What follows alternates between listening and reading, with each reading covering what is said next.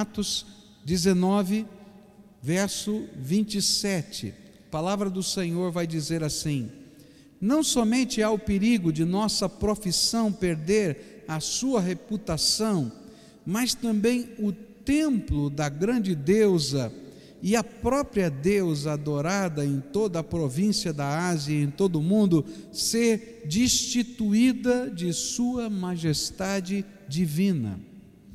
Uma outra ferramenta que é usada para colocar cegueira espiritual são os interesses religiosos, de se manter a hegemonia da religião majoritária de uma certa região. Estes interesses sempre vêm vestidos de um cerceamento da liberdade religiosa e da expressão dessa religiosidade. É interessante isso. Você vai olhando os anais da história e você vai perceber que onde existe uma religião majoritária, existe uma tendência natural dessa religião majoritária tentar controlar o pensamento e proibir as pessoas de entenderem ou buscarem Deus segundo a sua consciência. Então, quando a gente lê a história, por exemplo, vai descobrir que durante muitos anos as Bíblias ficaram trancadas nas bibliotecas dos grandes mosteiros e o povo não podia ler a Bíblia. E a gente fica pensando, mas devia ser uma bênção colocar a Bíblia na mão de todo mundo. É porque existia uma série de interesses religiosos por detrás, de controle da massa, das pessoas, que não permitia que as pessoas pudessem ter livre acesso e livre exame das Escrituras. E o pior, queridos, é que esse pecado vai acontecer tanto no catolicismo quanto no protestantismo. É incrível. Mas o que está por trás desse texto é exatamente isso. Há uma cegueira espiritual que trabalha para que as pessoas não possam ter a liberdade de adorar a Deus segundo os ditames da sua própria consciência.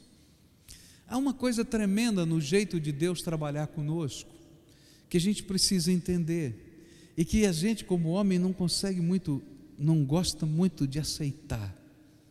Deus não força ninguém a adorá-lo. Deus não teria poder para forçar toda a humanidade, assim, num piscar de olhos, a adorá-lo. Deus não teria poder de mudar um chipzinho na nossa cabeça e a gente, como um robô, fazer tudo o que Ele manda exatamente como Ele manda na hora que Ele manda. Mas Deus não faz isso. Ele colocou na minha natureza, na minha alma, no meu espírito, algo diferente, parecido com Ele. Ele nos deu uma liberdade que a gente não consegue imaginar o tamanho dessa liberdade. E essa liberdade, inclusive, envolve poder adorar a Deus ou não. Poder adorar a Deus ou não. É claro que toda liberdade vem acompanhada de responsabilidade, por isso nós somos indesculpáveis no juízo de Deus, porque nós escolhemos todas as coisas, e um dia prestaremos contas de tudo quanto escolhemos, mas Deus não nos obriga a nada. Ele fala ao nosso coração, Ele toca a nossa vida, Ele mexe nos cenários da nossa existência, Ele demonstra o seu amor, Ele revela a sua grandeza, a sua graça, mas Ele quer que você, de livre vontade, porque a sua consciência o diz, porque o seu coração pede, deseje adorá-lo de toda a alma. E é fácil a gente entender isso, porque a relação que Deus propõe para nós é uma relação de amor e não de obrigação. Ele não quer que nós estejamos do lado dele porque temos uma obrigação. Ele quer que nós estejamos ao lado dele da mesma maneira como você quer que a sua pessoa amada esteja do seu lado, porque você ama e porque é amado. E é por isso que Ele permite que os homens tenham liberdade de escolher o seu caminho. Ainda que Jesus seja o único caminho, e Ele diz: eu sou o caminho, a verdade e a vida, e ninguém vem ao Pai senão por mim. Ele diz para você: vinde a mim, todos vós que estáis cansados e oprimidos, e eu vos aliviarei. Mas se você não quiser vir, você tem a liberdade de não ir. E uma das maneiras da cegueira espiritual é quando nós não entendemos a grandeza do amor de Deus e da liberdade, e nós começamos a agir tão humanamente que queremos forçar as pessoas a fazerem o que a gente acha que precisa ser feito. Eu quero pregar o Evangelho, eu quero anunciar a mensagem de Deus, eu quero tentar convencê-lo de toda maneira possível. Eu vou tentar, mas eu sei que você e eu temos que decidir de acordo com os ditames do nosso coração e da nossa consciência, porque é isso que Deus espera de nós. E quando qualquer sistema religioso tentar se impor sobre o homem, seja ele cristão ou pagão, pode ter certeza que esse sistema religioso está ferindo um dos princípios maravilhosos de Deus, que é a nossa liberdade de consciência. Porque sem liberdade religiosa, o que existe é uma opressão de religião, e da religião majoritária sobre qualquer expressão diferente do pensamento religioso. E era isso que esses homens queriam fazer. Ou nós prendemos Paulo, ou matamos Paulo, mas ninguém vai mais pregar o Evangelho e nem dizer que Diana dos Efésios não é deusa.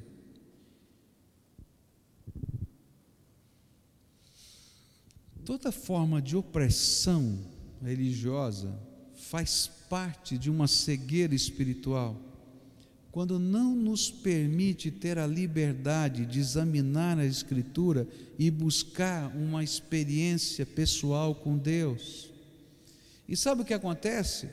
É que normalmente, quando você não tem o direito de estudar as Escrituras e buscar uma experiência pessoal com Deus, o que vai acontecer é um nominalismo religioso, ou seja, uma expressão cultural da fé, sem compromisso e sem transformação. E se alguém perguntar: por que que você é dessa religião? Muita gente vai dizer simplesmente: porque eu nasci no meio dela. Mas quais são as suas convicções? Quais são os valores que você acredita e defende? Você vai dizer: não sei. E qual é a razão da sua esperança? Eu não sei. Isso se chama nominalismo religioso, onde eu tenho um rótulo, mas não tenho conteúdo.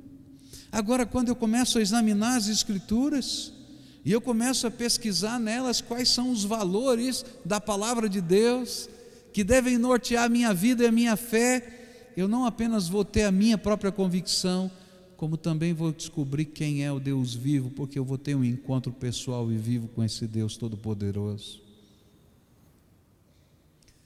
Uma das coisas que fazem parte da cegueira espiritual é quando a gente não pode ter a liberdade de adorar a Deus ou de não adorá-lo, ou não pode expressar os seus valores à luz da palavra de Deus.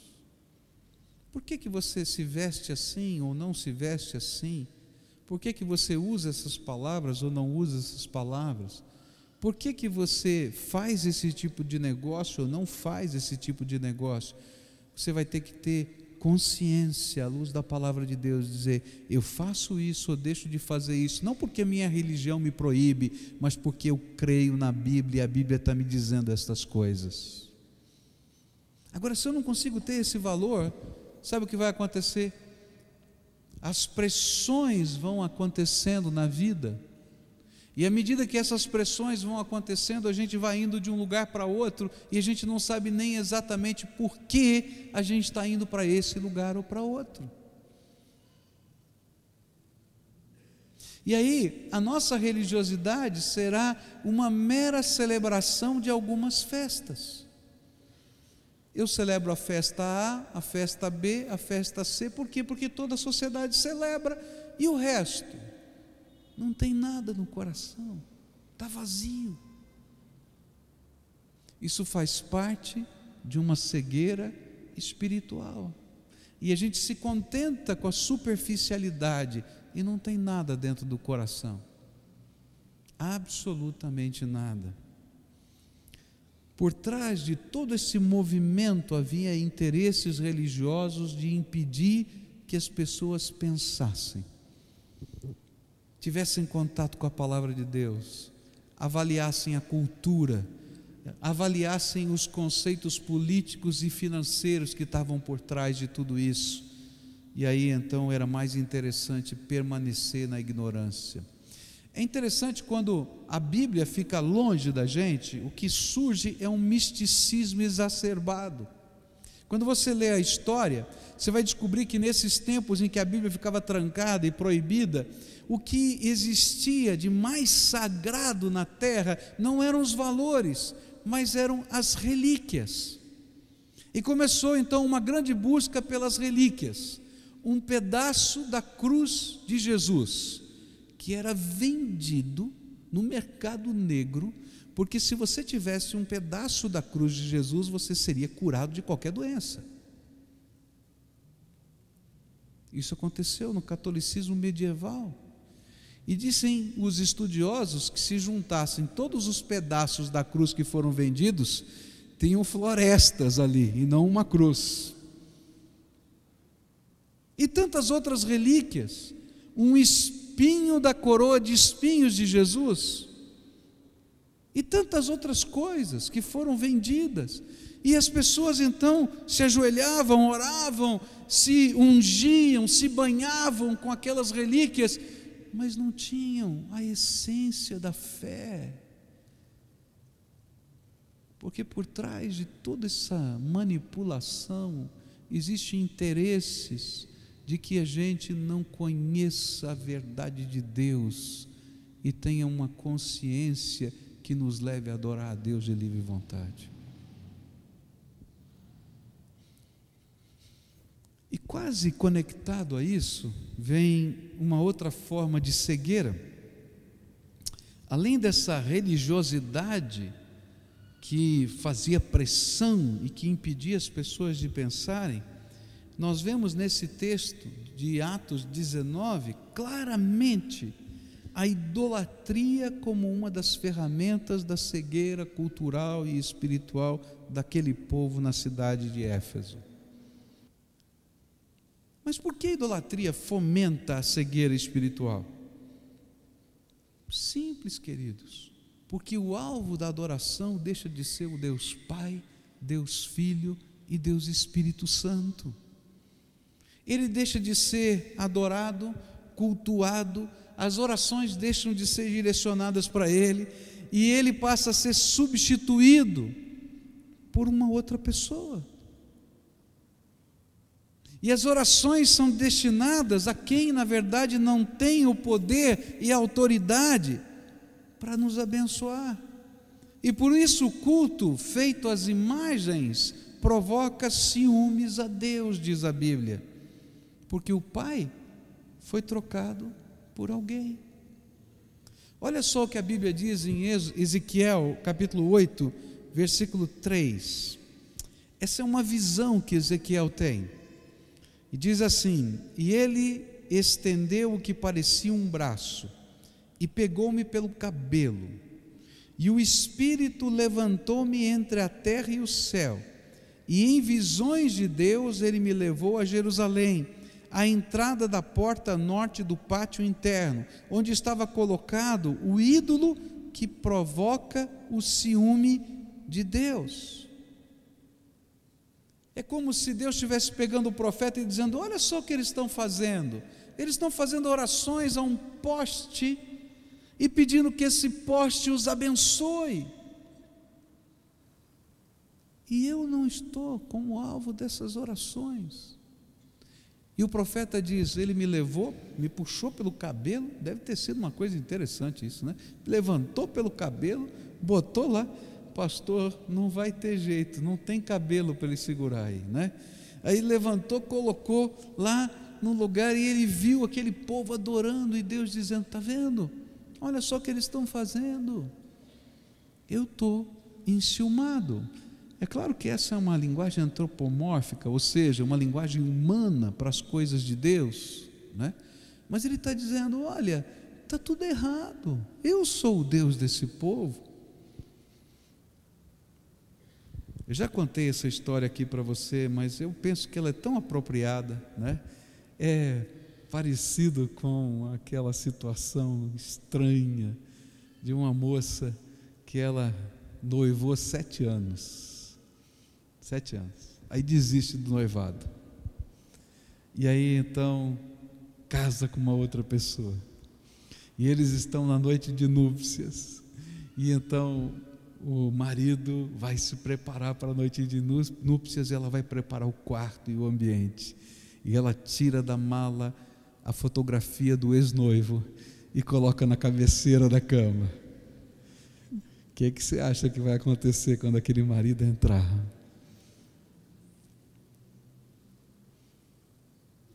É isso que Deus está falando aqui para a gente. A idolatria é uma maneira de cegueira espiritual, porque ela desconecta o objeto do nosso amor, que é Deus Pai, Deus Filho e Deus Espírito Santo.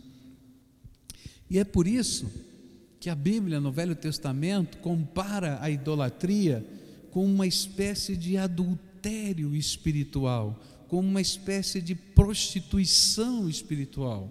Oséias 4, versículo 12 diz assim: eles pedem conselhos a um ídolo de madeira e a um pedaço de pau, e de um pedaço de pau recebem resposta. Um espírito de prostituição os leva a desviar-se e eles são infiéis ao seu Deus. Toda forma de idolatria, e essa é uma coisa tremenda, porque a Bíblia é muito clara em dizer isso, toda forma de idolatria tem por detrás dela a ação de demônios. Quem incentiva esse tipo de cegueira espiritual são demônios, que pretendem desviar o foco da adoração, da oração, da honra, da glória e até da veneração do único Deus e do seu suficiente mediador e salvador, que é Jesus, transferindo isso para outra pessoa. Toda vez que você cultua a essa imagem, você deixou de cultuar Jesus. E aí Paulo está dizendo: mas a imagem, ela é alguma coisa? Não. Mas aquilo que está por trás dessa imagem, que fez com que essa imagem fosse fabricada, que fez com que essa imagem fosse introduzida na adoração, são demônios. E como você pode adorar Jesus e tomar o cálice da comunhão, o cálice da Eucaristia, e ao mesmo tempo tomar do alimento ou do cálice dos demônios? Você acha que essa dicotomia ou esse sincretismo vai agradar a Deus? É isso que Paulo está dizendo. E você acha que você vai poder resistir adorando a Deus do seu jeito e não do jeito de Deus? Deus não vai aceitar essa adoração. Agora, para a gente caminhar para a conclusão desse contexto, o que é que está por trás de toda forma de cegueira espiritual? Olha só o que a Bíblia diz, 2 Coríntios 4. Mas se o nosso evangelho está encoberto, para os que estão perecendo é que está encoberto. O Deus desta era, Deus com letra minúscula, desta era, cegou o entendimento dos descrentes, para que não vejam a luz do evangelho da glória de Cristo, que é a imagem de Deus. 1 Coríntios 10, versículos 14 em diante, diz assim: Por isso, meus amados irmãos, fujam da idolatria. 19. Portanto, o que estou querendo dizer? Será que o sacrifício oferecido a um ídolo é alguma coisa, ou o ídolo é alguma coisa? Não, eu quero dizer que o que os pagãos sacrificam é oferecido aos demônios e não a Deus, e não quero que vocês tenham comunhão com os demônios. Por trás de toda cegueira espiritual existe uma inteligência, e essa inteligência chama-se Satanás. Satanás está trabalhando na economia, Satanás está trabalhando na política, Satanás está trabalhando na cultura, Satanás está trabalhando na religiosidade, que não é a expressão de uma experiência com Deus à luz das Escrituras. Satanás está trabalhando sobre toda forma de idolatria. Por quê? Porque ele veio matar, roubar e destruir. E ele quer impedir você de conhecer o poder e a graça do verdadeiro Deus. E ele quer fazer você imaginar que aquilo que Jesus já fez na cruz não é suficiente. Quando a gente entende o que Jesus fez na cruz por nós, queridos, a gente vai entender a suficiência da graça de Deus. A Bíblia diz que um dia Deus olhou para a gente e nos amou profundamente, e Ele viu que a gente estava perdido, dando cabeçada nessa vida para um lado e para o outro. E então, sabe o que Ele decidiu? Ele não mandou um representante, Ele não mandou um profeta, Ele não colocou uma pessoa apenas para fazer a ponte. Ele mesmo se esvaziou da sua glória para caber na forma humana. E Jesus é a encarnação do Deus vivo.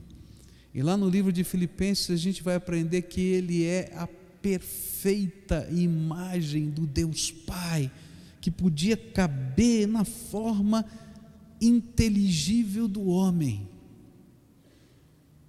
Eu não preciso de outro ícone. Ele mesmo se encarnou. Ele caminhou aqui entre nós, nos deu os seus ensinos, mas tinha um grande problema para resolver. E esse era o problema porque o inimigo tenta nos cegar. Eu sempre fiquei perguntando, por que Deus não aniquilou Satanás de uma vez? Você já não parou para perguntar isso? É tão fácil, vai lá e resolve o problema, acaba com a raça do diabo e acabou, está tudo resolvido, não é? Eu já fiz essa pergunta algumas vezes, até o dia que eu entendi que Deus é perfeitamente justo e Ele não pode ferir a sua justiça. E no dia em que Ele julgar Satanás e os seus demônios, Ele tem que julgar toda a humanidade. E como Ele sabia que eu e você não tínhamos esperança nenhuma, Ele teve que aguentar Satanás, porque Ele me amou. E sabe o que é pior? É que o Velho Testamento vai me dizer que até a ressurreição de Jesus, Satanás tinha cara de pau de aparecer no céu e ainda fazer afronta com Deus Pai. E Deus, porque me amava, não aniquilou Satanás. E então Jesus veio a esse mundo, morreu na cruz do Calvário por mim, porque o salário do pecado é a morte, diz a Bíblia. E então, como eu sou pecador, eu teria que morrer. E então Jesus morreu por mim. E a Bíblia fala que a morte não é só física, ela é espiritual, e que aqueles que morrem sem a graça de Deus vão ao inferno. E então Jesus desceu a um lugar que a gente conhece como Hades, e que algumas Bíblias traduzem como inferno, e Ele desceu por mim a esse lugar, e Ele ficou lá 3 dias, entre a sua morte e a sua ressurreição, porque Deus me amou. E quando Satanás estava imaginando que tinha derrotado tudo, Jesus ressuscita dentre os mortos, e Ele traz nas suas mãos 2 chaves, diz a Bíblia, a chave da morte e a chave do inferno. E a Bíblia diz que para que todo aquele que nele crê não pereça, mas tenha vida eterna. E Jesus ressuscita, e naquela hora a Bíblia diz que Miguel e os seus anjos recebem ordem do Pai, isso está lá em Apocalipse 12, e ele expulsa Satanás e os seus demônios das regiões celestiais, para nunca mais voltarem lá, e eles agora estão aqui na terra, até a segunda vinda do Senhor Jesus. Mas quando Jesus vier, e o juízo de Deus se colocar, Ele vai julgar Satanás e os seus demônios e todos os homens, mas todos quantos receberam Jesus como Salvador da sua vida, terão a vida eterna, porque serão declarados justos por aquilo que Jesus fez por nós.